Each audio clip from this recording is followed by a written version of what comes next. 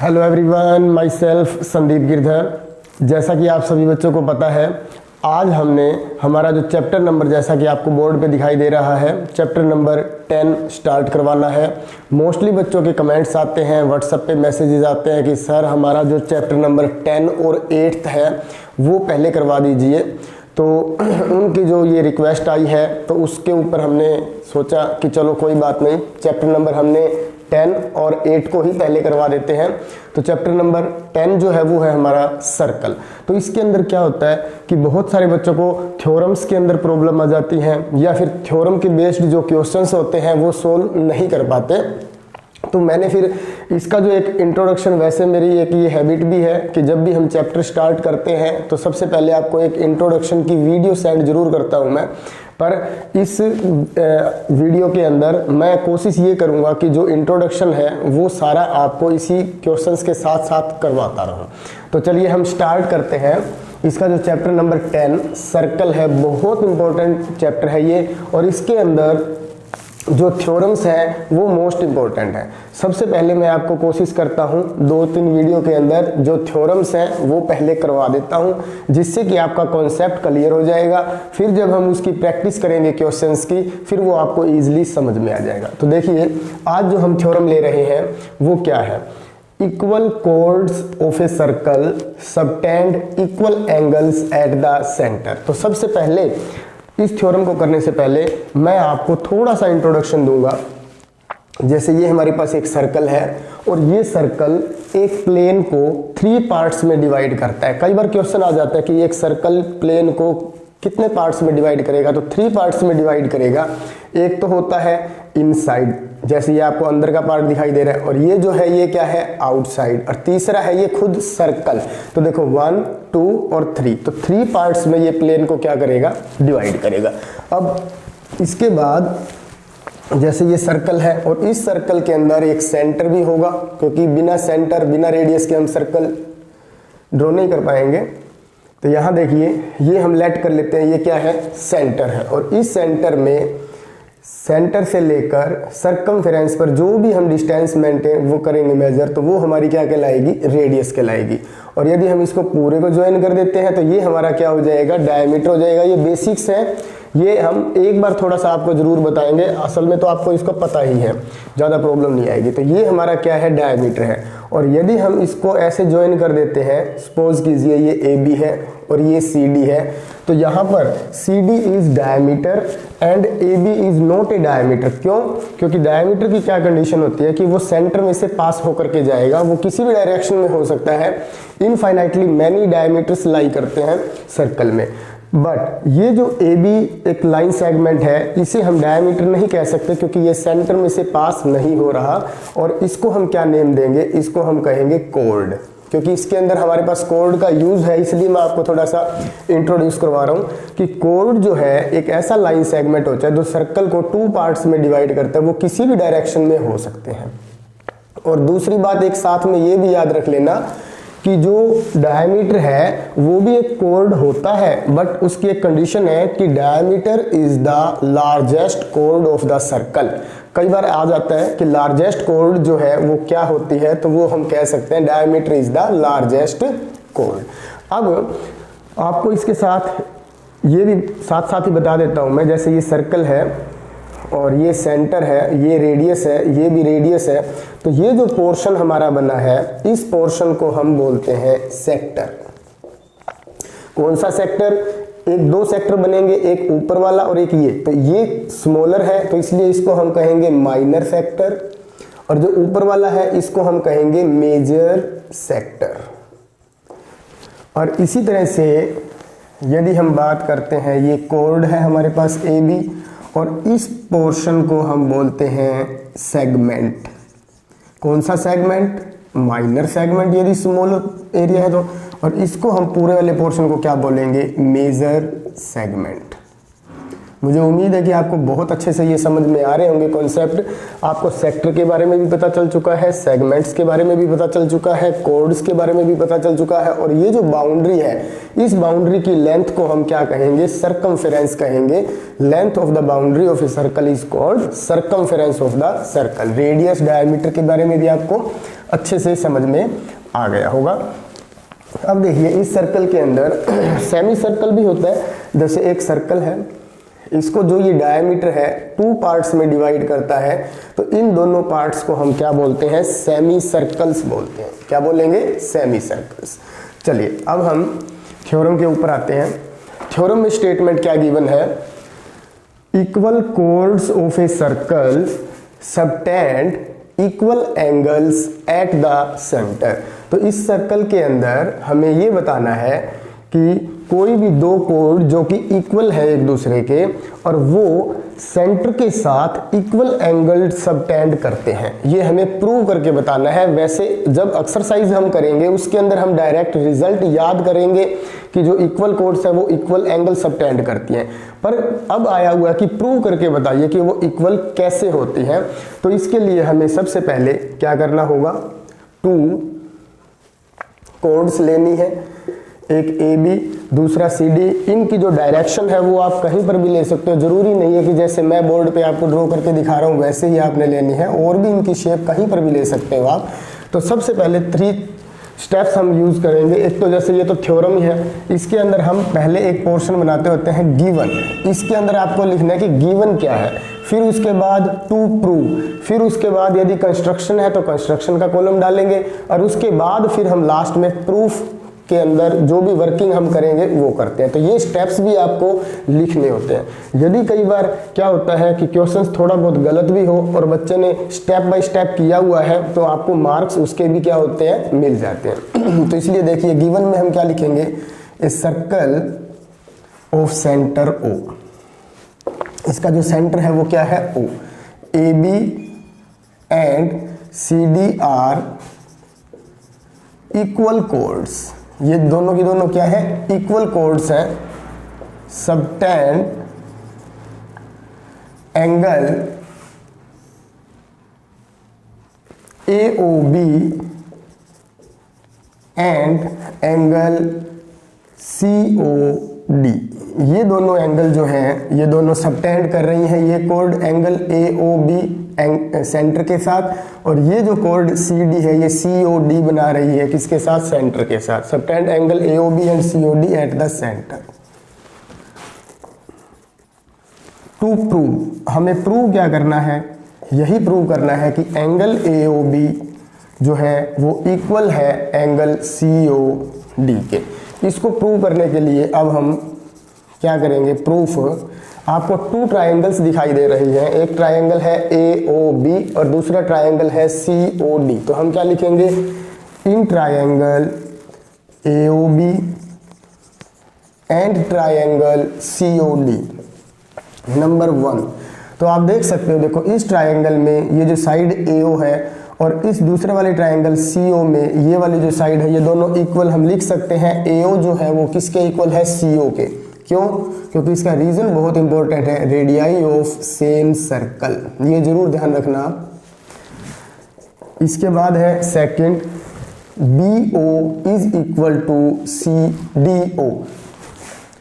BO जो है वो किसके इक्वल है? DO के। इसका भी सेम रीजन लिखेंगे हम, रेडियाई ऑफ सेम सर्कल। अच्छा एक बात और मैं आपको बता देता हूं, जैसे कोई और ट्रायंगल्स होती तो उसके अंदर हमने ये डिफरेंट साइन यूज किए हुए हैं, पर इसके अंदर हम सेम साइन यूज कर सकते हैं। क्यों कर सकते हैं? क्योंकि सर्कल के अंदर जितनी भी रेडियाई होती है वो सभी की सभी क्या होती है? सेम होती है, इक्वल होती है, इसलिए सिंगल साइन से भी हम काम चला सकते हैं। अब थर्ड पार्ट जो है वो क्या है हमारा? AB जो है ये साइड और ये साइड भी आपस में क्या गिवन है? इक्वल गिवन है। इसको यदि आप अलग दिखाना चाहो तो दिखा सकते हो।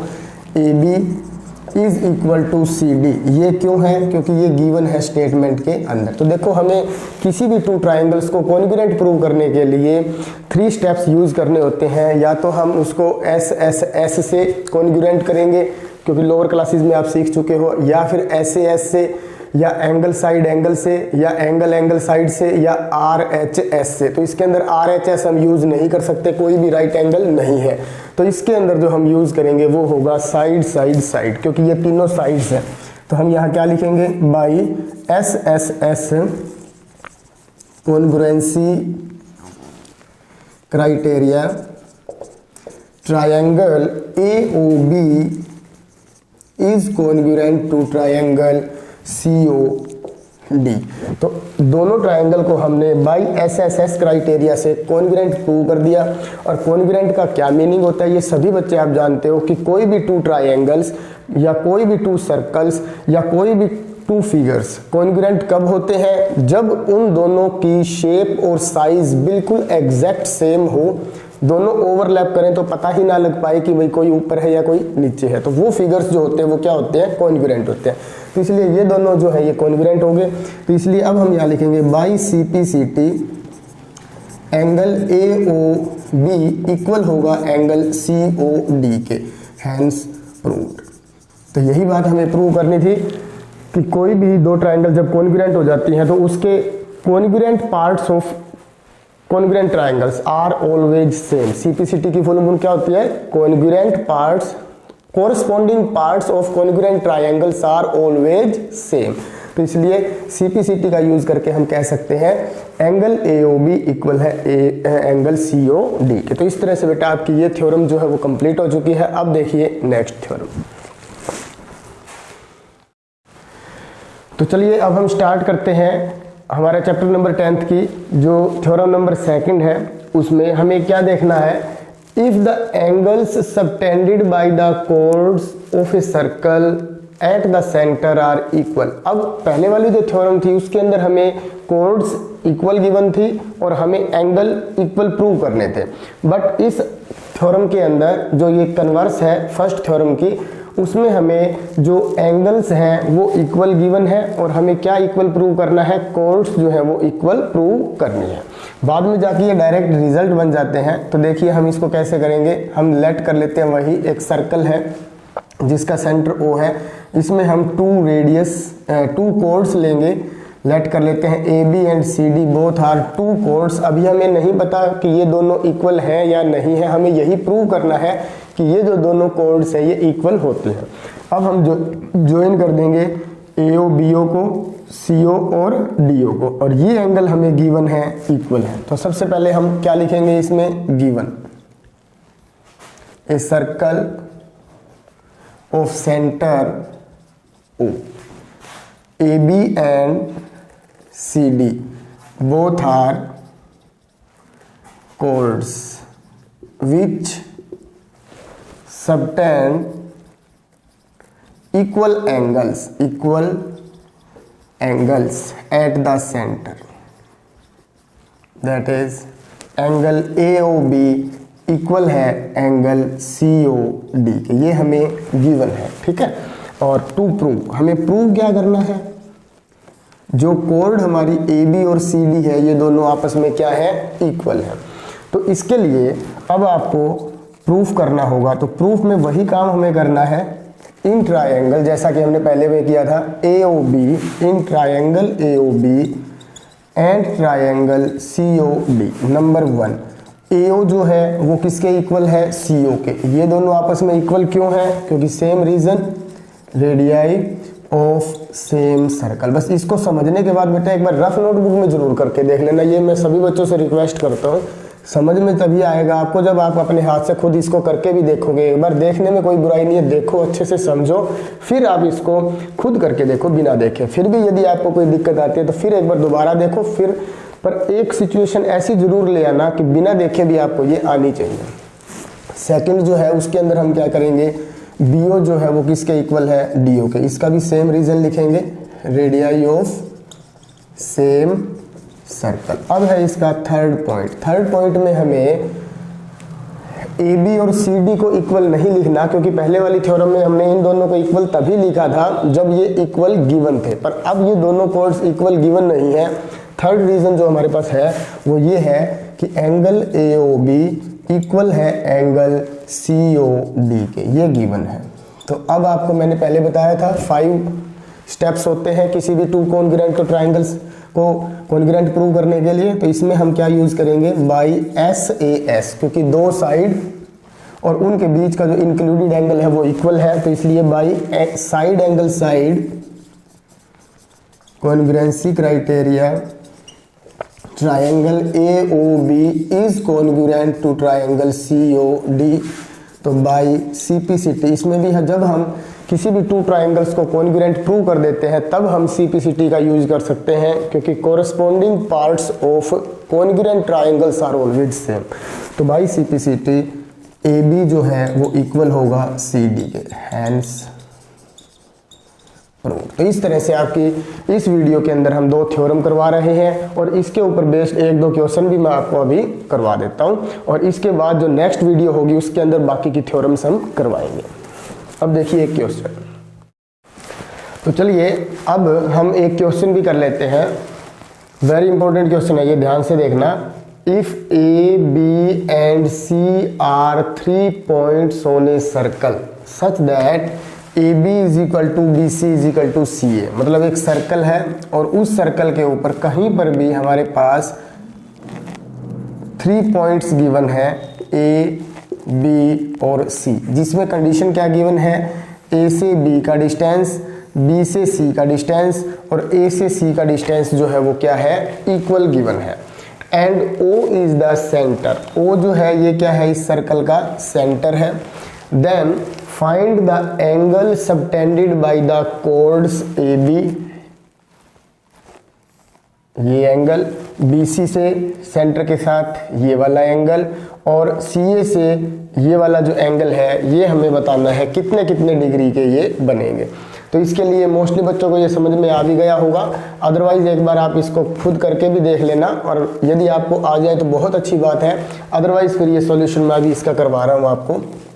देखिए हमारे पास गिवन क्या है, एक सर्कल जिसका सेंटर क्या है O, AB, BC and CA are 3 chords, all are equal to each other, क्योंकि जैसा कि हमें कंडीशन में गिवन है कि ये सभी क्या है, इक्वल है। और आपको ये बात पता चल गई होगी कि जो भी इक्वल कॉर्ड्स होती हैं, हम इसके अंदर यही रीजन स्टार्ट करने वाले हैं कि जो भी इक्वल कॉर्ड्स होंगी वो सेंटर के साथ क्या करती हैं, इक्वल एंगल ड्रॉ करती हैं। तो इसीलिए हम इसके अंदर क्या करेंगे, chord AB subtend angle X at the centre, angle side BC जो है, ये जो कॉर्ड है ये भी क्या करेगी, इसके साथ एंगल ड्रॉ करेगी, इसको भी हम X लेट कर लेते हैं और इसको भी हम X लेट कर लेते हैं, क्योंकि AC जो कॉर्ड है ये भी सेंटर के साथ जो एंगल बनाएगी वो भी क्या होगा, इक्वल होगा। रीजन क्या कहेंगे हम, कि जो इक्वल कॉर्ड्स हैं वो इक्वल एंगल सबटेंड करती हैं सेंटर के साथ, तो इसलिए हमने इसको लेट कर लिया X, ये भी X और ये भी X, तीनों ही X हो जाएंगे। और अब हम इसके बाद क्या यूज करेंगे कि we know that angles, sum of the angles around a point, एक ही पॉइंट के अराउंड में जितने भी एंगल्स हैं उन सब का जो सम है वो किसके इक्वल होता है, 360 डिग्री के इक्वल होता है। इसलिए हम x plus x plus x इन तीनों को किसके इक्वल रख देंगे, 3x के। तो 3x किसके इक्वल हो जाएगा, 360 के, और x की वैल्यू जो है वो हो जाएगी 360/3, कैंसिल करेंगे तो 120। तो x की वैल्यू 120 है, तो ये सभी एंगल्स जो है कितने डिग्री के आ जाएंगे, 120 के। तो लास्ट में हम लिख सकते हैं the angle subtended by the chords AB, BC and CA is equal to 120 degree. तो ये आपका क्वेश्चन था जो कि बहुत ही इंपॉर्टेंट था और इसी के ऊपर ही बेस्ड था। तो आज हम इस वीडियो के अंदर इतना ही करेंगे और मुझे पूरी उम्मीद है कि आपने इसको बहुत अच्छे से सीखा होगा। Thank you and have a nice day.